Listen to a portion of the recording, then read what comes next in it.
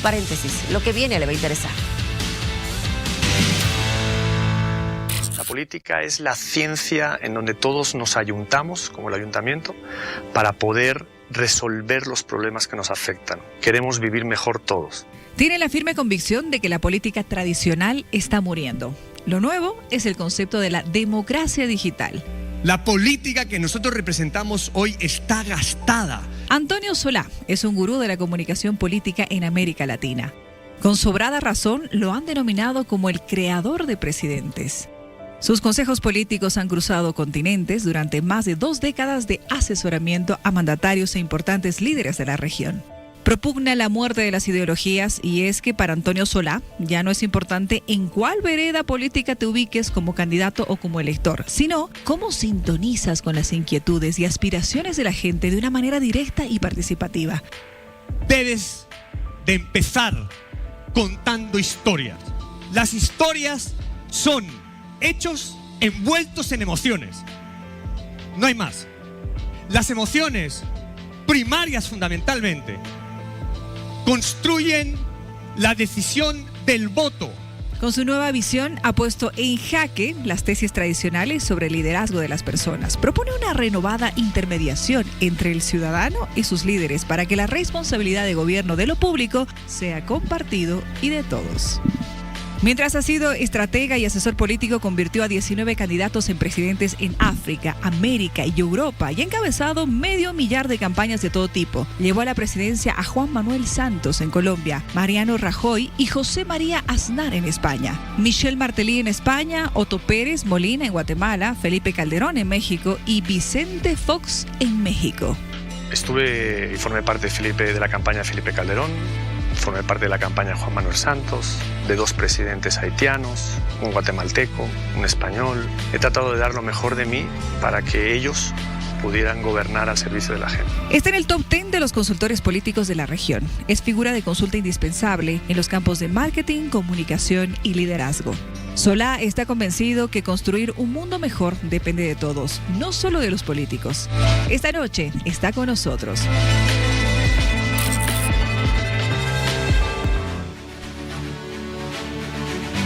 Está aquí, en vivo, está en Bolivia, el creador de presidentes, Antonio Solá.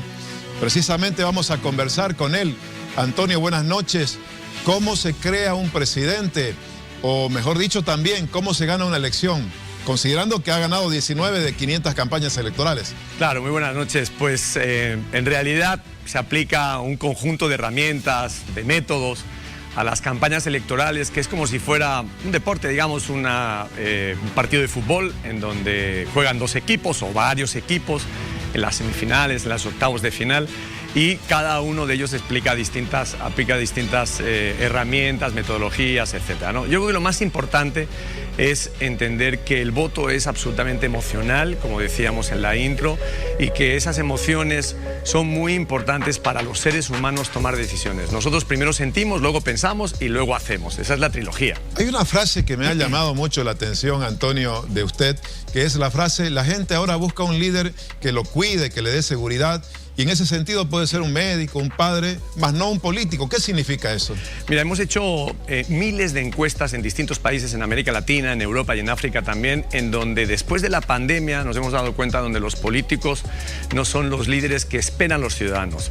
Post pandemia, los líderes más importantes son los que nos educan, los que nos cuidan y también los que nos ayudan desde el punto de vista de la salud a sentirnos mejor. Es decir, los médicos, los maestros, los profesores y los padres. Esos 3 tipos de liderazgos que están en el entorno de lo íntimo, de nuestras familias, de nuestra vida cotidiana, han pasado a ser los líderes más importantes. Los políticos están muy lejos, se han alejado de los ciudadanos y los ciudadanos se han alejado de los políticos. Por eso está todo tan roto como estamos viendo aquí en Bolivia y también en otros países de la región. ¿Se derrumbaron los partidos políticos, se derrumbaron las ideologías o todavía tienen vida los partidos políticos? Tienen muy poca vida, están ahogándose, están en plena asfixia. Los los partidos políticos cada vez son más cascarones y están vacíos incluso con poco contenido ideológico. Ya los ciudadanos no votan por ideología, o cada vez menos, porque han supuesto o han sido el pan para hoy, pero el hambre para mañana. Así que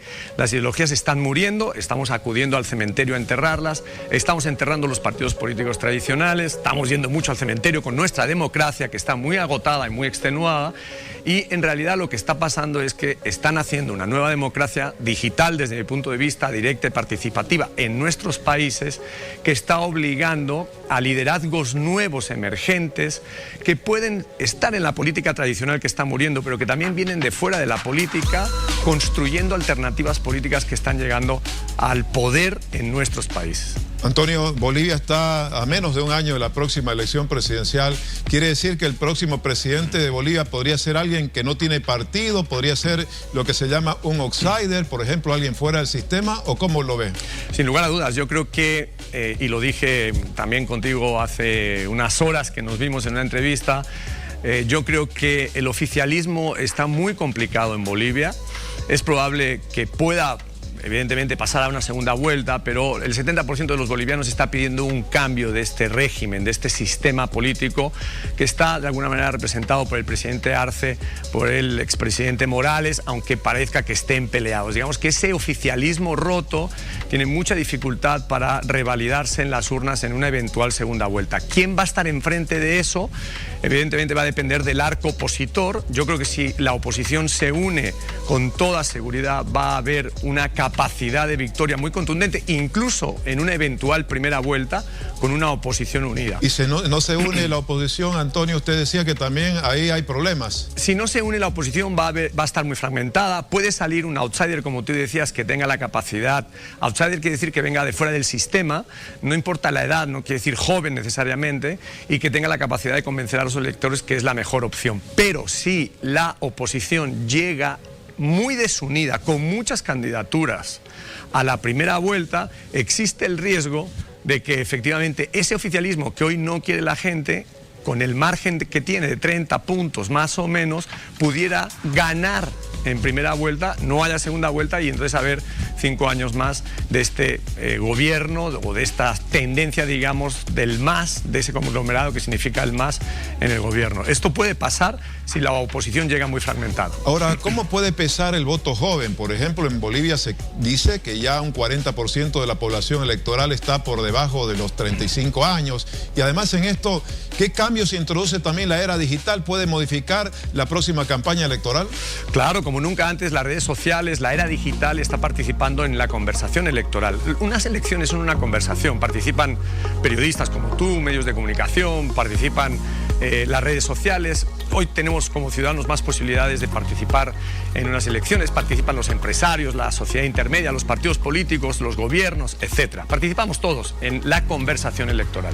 Las redes sociales han permitido que sobre todo la población joven tenga más capacidad de influir en esa conversación. Por lo tanto, esos segmentos del 30, 40, 50% de la población joven en nuestros países hoy está decidiendo las elecciones. No eligen necesariamente en gente joven, eligen personas que puedan comprender lo que ellos están sintiendo y viviendo en su propia realidad. Ahora, usted utiliza una frase interesante: estamos viviendo la dictadura de las emocracias, relacionándola con emociones.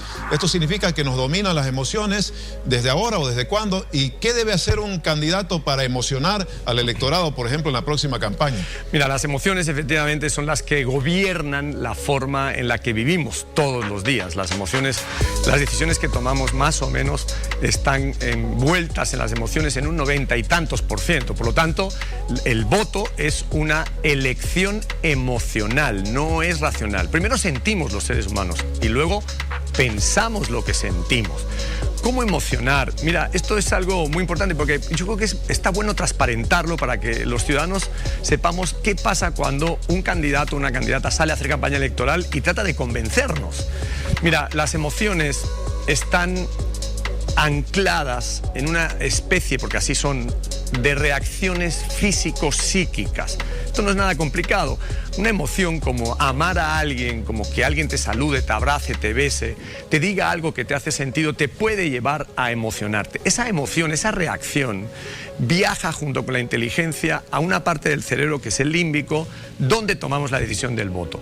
¿Qué es lo más importante? Contar historias. Yo siempre lo digo, contar una historia que le haga sentido a los ciudadanos. ¿Por qué quiero ser presidente de la República? Antonio, el carisma, por ejemplo, aquel candidato que no sonríe, por ejemplo, o que no tiene un TikTok que ahora en el que lo haga más humano, parece que están proliferando mucho los TikToks en ese sentido de la comunicación política. No, es algo mucho más profundo que esto. Tiene que ver con la identidad del candidato, de la candidata. No, el TikTok es después. Mira, ¿cómo viene esto? Primero viene la forma en la que vivimos, después viene la política y después viene la comunicación. La comunicación es lo último. La comunicación, claro que tiene que ver con la sonrisa, con el carisma, pero tiene que ver, que es lo más importante para mí, con el propósito, la causa por la cual alguien quiere ser presidente de un país. Y ahí es donde hay que contar una historia que convenza al electorado. Y esta es la clave más importante. ¿Cuál va a ser la que va a contar Morales o Arce? ¿Cuál va a ser la que va a contar cualquiera de los opositores que se enfrente a este oficialismo? Yo creo que ahí está la clave. Y mira, el 70% de los bolivianos hoy quieren cambio. El 30% estarían predispuestos a seguir con el oficialismo. La pregunta que yo me hago es, ¿qué significa ese cambio y cómo lo van a interpretar los bolivianos y el candidato que quiera ganar? Te recuerdo que el voto está en la transacción del voto, la credibilidad. Esa es la parte más importante. Nadie cree en quien no confía, nadie confía a quien no quiere y nadie quiere a quien no conoce y nadie conoce a quien no le interesa. Así que la credibilidad es la parte más alta de la transacción del voto entre los ciudadanos y los electores. Quien sea más creíble y cuente una historia que haga sentido a lo que hoy vive el boliviano, el consumo de, por ejemplo, los combustibles, en donde va a haber, como me decías, enfrentamientos entre propios, va a ganar las próximas elecciones. Antonio, usted lo escuché mencionar esta palabra de la valoración de lo femenino también en el candidato. ¿Qué significa esto de lo femenino? Mira, yo creo que los próximos gobernantes que vienen en nuestra región, en América Latina, en el mundo en general, van a ser solidarios, altruistas, altamente cooperativos, colaborativos como la economía cooperativa y colaborativa, compasivos, que no es un término religioso, sino un término que tiene que ver con la capacidad de las personas de ponernos en el lugar de la otra persona. Y algo muy importante, post pandemia, aquellos liderazgos que estén asociados a los valores de lo femenino, hombres y mujeres que entiendan que lo femenino, la capacidad de abrazo, la capacidad de transversal de pensamiento, la capacidad de ver los problemas desde otro ángulo femenino, van a poder tener mucha más capacidad de convencer a un electorado que está lleno de miedos, de temores y de incertezas. Mira, es muy triste, pero así es, ver a todos nuestros políticos peleándose los unos con los otros. Los ciudadanos no quieren esto. Están hartos de la polarización, porque además la polarización está siendo usada para ganar una pequeña cuota electoral. Yo creo que en Bolivia y en otros países de la región, lo estoy viviendo en campañas electorales, tengan la capacidad de romper la polarización y ser una tercera vía que tenga esos valores a lo femenino que digo, y sean cooperativos y colaborativos y ayuden a resolver nuestros problemas, van a terminar ganando las elecciones. Es lo que viene de camino. Sí. Ahora, ¿habrá tiempo para construir esa tercera vía? Porque en Bolivia se dice desde hace tiempo que está polarizado el electorado entre derecha, izquierda, masismo, antimasismo, y parece estar el círculo rondando hace muchos años ahí. ¿La próxima elección hay tiempo todavía para lograr esa tercera vía? Déjame puntualizarte algo. Yo no creo que sea izquierda y derecha. Yo creo que es masismo y antimasismo. Como en Perú, fujimorismo, ahora ya ha muerto Alberto Fujimori, pero que en paz descanse, entre fujimorismo y antifujimorismo. Así pasa en muchas elecciones. Pasó en Argentina entre el peronismo que representaba Massa y lo que representaba Milei, que era en realidad que se fuera el peronismo. Entonces, masismo, antimasismo va a estar en juego en la elección. ¿Da tiempo? Por supuesto que da tiempo. Si hoy tú puedes construir una candidatura que le haga sentido a los bolivianos en un mes. Ayer dije, en una cena que tuve aquí en Santa Cruz, en 15 días. Luciana, así se las pongo. Sí. Luciana, Miriam, Denise, estamos con el creador de presidentes aquí en vivo y en Bolivia. Por supuesto que dispuesto a contestar a las preguntas de ustedes. Gracias, Tufi, y un saludo muy especial, Antonio. Gracias por estar con nosotros esta noche aquí en vivo. Mi pregunta es la siguiente. Lo escuchaba atentamente, el tema de las redes sociales, el tema de lo digital. ¿Hay algún un punto que se pueda rescatar de la vieja política de antes y que pueda ser congruente con este nuevo planteamiento de perfiles que se tenga que plasmar en los candidatos. Y, si me permite, aquí en Bolivia se dice yapita, alguito más, por favor. ¿Cuál ha sido el reto más grande o la elección más difícil que considera usted le ha tocado atravesar? Mira, a tu primera pregunta la respuesta es no. De la política tradicional no es rescatable casi nada, 99.9%. Esto es como el ADN. Con el 0.1% todos, por ejemplo, entre tú y yo, somos absolutamente distintos, ¿no? Evidentemente. Así que no es nada rescatable la política tradicional. Lo que creo es que está buscando adaptarse a los nuevos tiempos y vamos a tener durante 15 o 20 años más, hasta que venga la nueva forma de hacer política con una democracia digital distinta. La vieja política todavía va a tener capacidad de ganar ciertas elecciones. No es que la vamos a borrar de golpe. Va a tener capacidad todavía de ganar algunas elecciones, pero cada vez menos. Y el reto más importante, te diría que lo acabo de vivir en Liberia, que es un país en África con 8 millones de habitantes, con un candidato de 78 años que le ganó a un exfutbolista muy famoso africano, George Weah, liberiano, que jugó en Europa y fue muy exitoso, bota de oro, y que se había convertido en un narcopresidente, en un delincuente en la presidencia de su país, y que un candidato de 78 años supo entender el mundo que estaba viviendo Liberia, una de las 10 economías más pobres del mundo, que entendió qué es lo que había que hacer, que estuvo dispuesto a adaptarse de alguna manera con esa sabiduría que tienen estas personas mayores a una campaña totalmente rupturista, fuera de la política, y terminó ganando al presidente en funciones. Así que fue uno de mis mayores retos últimamente. Antonio, a ver... Antonio, perdón. hay mucha inquietud. Sí, perdón. Adelante, Miriam, perdón. Ok, gracias. En Bolivia hemos estado viendo, por ejemplo, este tema de la guerra sucia en plena campaña política. Nosotros estamos esperando justamente ingresar en esa etapa, pero sabemos que uno de los objetivos del marketing político es lograr que se gane la mayor cantidad de votos.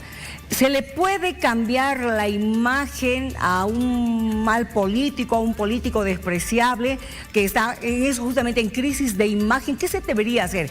¿Cambiar la imagen solamente o la marca misma del político? Mira, cada vez funcionan menos las guerras sucias basadas en noticias falsas, etcétera, porque cada día los, ciudadanos tenemos más herramientas para sentir qué es lo que nos están contando y para poder visualizar, especialmente en las redes sociales, pero también con los medios tradicionales como la televisión, en la que estamos hoy, saber qué es lo que está en juego en una elección. ¿Se puede cambiar la imagen de alguien despreciable, como tú dijiste? Es muy difícil que eso hoy se pueda lograr, y menos aún en tan poco tiempo. Además, ¿para qué hacerlo? Mejor que lo despreciable se vaya. Ahora, Antonio, se habla mucho de este fenómeno de Milei, de Bukele. ¿Se explican estos fenómenos por lo que estás contando? Sí, cómo no. Son presidentes de transición y son presidentes que han ganado por la polarización y el hartazgo de los ciudadanos en nuestros países, hartos de la política tradicional. Ellos han venido a barrer regímenes como puede ser en El Salvador del FMLN o de Arena, o como puede ser en Argentina el peronismo o el macrismo, que no supo permanecer en el gobierno de Argentina, o como puede ser en Colombia, también con la derecha colombiana y la llegada de Petro, o en el caso de Andrés Manuel López Obrador y ahora Claudia Sheinbaum en México, por hablar de países de la región que barrieron con lo que había en ese país en ese momento y que ya no satisfacía a los ciudadanos y tampoco resolvía los problemas que los ciudadanos estaban teniendo. A mí me parece que eso está pasando en Bolivia. A mí me parece que eso está pasando en Bolivia. Yo creo que aquí, pues mira, una palabra que antes conversábamos, va a implosionar muy pronto por las tensiones que ya se están viviendo. La pregunta es, ¿va a haber alguien que pueda capitalizar electoralmente eso y representar lo que los ciudadanos quieran frente al oficialismo? Vamos a ver. Antonio, y hablando de medios de comunicación y de este nuevo electorado joven que es muy importante, muy bien lo marcaba Tufi, hemos visto a nuestros políticos, aterrizando específicamente lo que está sucediendo en Bolivia, a nuestros políticos incursionando en redes sociales, en TikTok, al margen de llevar cualquier mensaje político, perfilando la persona, perfilando la historia y la vivencia de la persona. ¿Este será el medio correcto para poder llegar al electorado joven o es que tendremos que recurrir a diferentes otras plataformas?